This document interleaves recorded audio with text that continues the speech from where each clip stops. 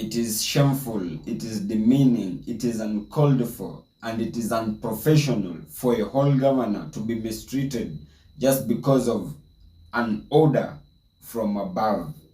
It is also very shameful for the Kenya Kwanza government to keep on using the same old tactics they condemned during Uhuru's tenure in fighting Governor Kawira Mwangaza'S, because I strongly believe that her fight comes from the government and not from the opposition side.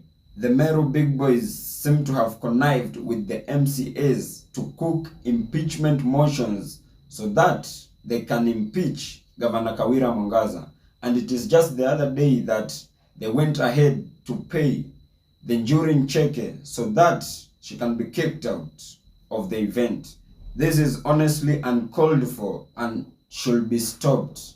And if the Kenya Kwanza government continues going on with these political theatrics, then I kid you not, the only thing that shall be remaining for the Kenya Kwanza government to copy from Uhuru's government shall be the deputy and the president going on a separate way. The more things change, the more they remain the same. We are currently with the same politicians, same police brutality and harassment, and with the same system. And it is total absurdity that in this era, a whole governor can be harassed by a mere OCS. And from where I sit, I strongly believe that the issue with Meru is a deep-rooted male chauvinism. The big boys in Meru tend to not believe that Kawira Mwangaza'S, being a woman, is their leader. And they are all hiding under the ideologies of the Njurin Cheke. And the big boys in Meru in this context are people like Metheka Linturi, Puria Buri, and Kiraitu Murungi, if I'm just to mention but a few. They should honestly just come to terms with the reality, because the Njurin Cheke currently is a political outfit, and it is just the other day that I saw the Njurin Cheke crown Metheka Linturi as their chief spokesperson, and that is when it came to my realization that it may not end well with Governor Kawira Mwangaza'S. And few days later, here we are, Metheka Linturi is leading from the front in backing the MCA's bid to impeach Governor Kawira Mwangaza'S. Who knows? These men are, the big boys in Meru are billionaires. Who knows that they may have united and paid the MCAs just for them to sabotage and impeach Governor Kawira Mwangaza'S. When people like Metheka Linturi back, then it comes to our realization of who's behind all these impeachment motions against Governor Kawira Mwangaza'S. I'm not honestly in Meru, but I do understand the scheme very well. He, Metheka Linturi, could be the main orchestrator together with his silent compatriot by the name Kiraitu Murungi. I tend to think, what could be the reason behind all these endless wars in Meru? Could it be that the big boys can't have an access to the county public funds? And if that is the reason, my dear brother and sister, I kid you not, the big boys in Meru can do anything, including collaborating and corroborating, just to bring Governor Kawira Mwangaza'S down. Because once they pocket all the MCAs and spoil them with cash, then I kid you not, Mwangaza'S case is a done deal.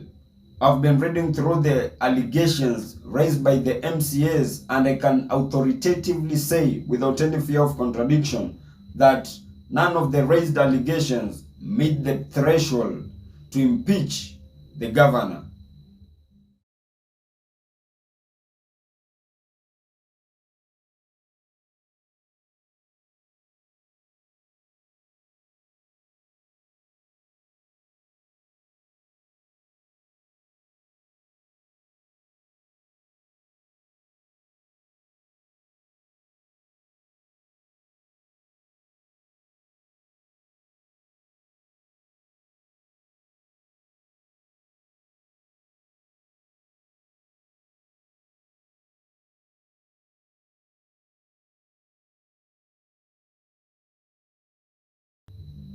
And that makes me believe this is just a vendetta against the government. There has been a lot of drama ever since Governor Kawira Mwangaza assumed office, and I strongly believe that this is the right time for the Kenya Kwanza government to shape up things and not allow the Kenya Kwanza CSs to be involved in direct politicking, because people like Metheka Linturi has been openly sabotaging Mwangaza in broad daylight ever since she assumed office. The governor, being independent, was the right person to chart their Meru community's political future into a new political formation. But as of the things stand, her downfall is already predetermined. No sooner had the coronation taken place at Nchiru few weeks ago than her woes in the county began. We all know, as a matter of fact, the Meru governor is being vindicated, and the vindicators are using the MCAs to cook motions to pin her down.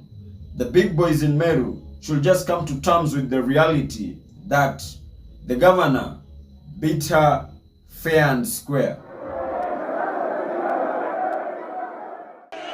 Kawira bye, bye bye, Kawira bye, bye bye. Tunasema mama aende kwa sababu amekataa kuheshimu viongozi tuliochagua. Na nimesema mama aende kwa sababu barabara za kwetu asipitiki. Kazi yake ni okorea kang'ombe kamoja the whole constituency. Kwa hivyo mama haende. Nasema aliye na macho anaona, ambiu tasama, aliye na masikio anasikia. Nasema gavana ni mama. Usiangalie leo tu, usiangalie kikwota ya leo, uangalie kikwota ya leo. Mama, ni gavana. Hakuna mwingine kama mama. Amefanya kazi, ametengeneza barabara, ameelimisha watoto. Gavana ni mama. Hakuna mwingine kama mama. Ndiye anajua wakina mama wanalala namna gani. Aendi kukaa Nairobi. Gavana ni mama.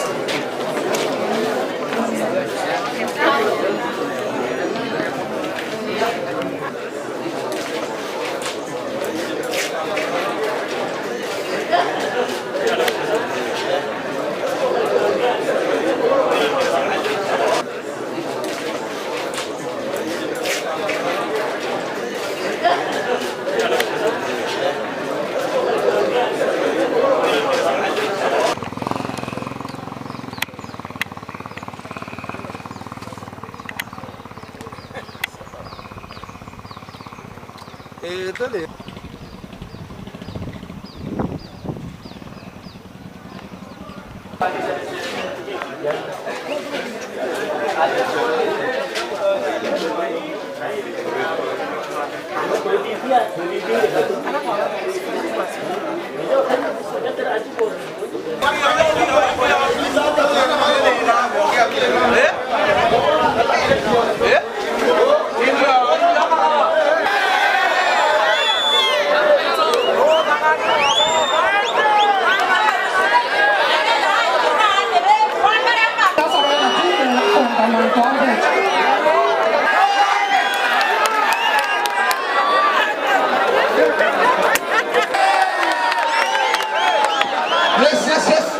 Majina ni Keleni Brian, student Meru Pole.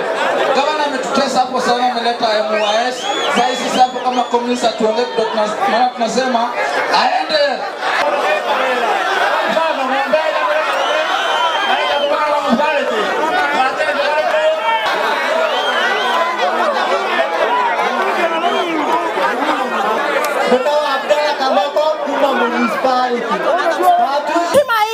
Kawira must go.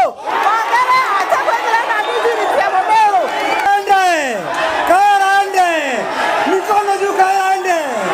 Asante sana. Mama aende.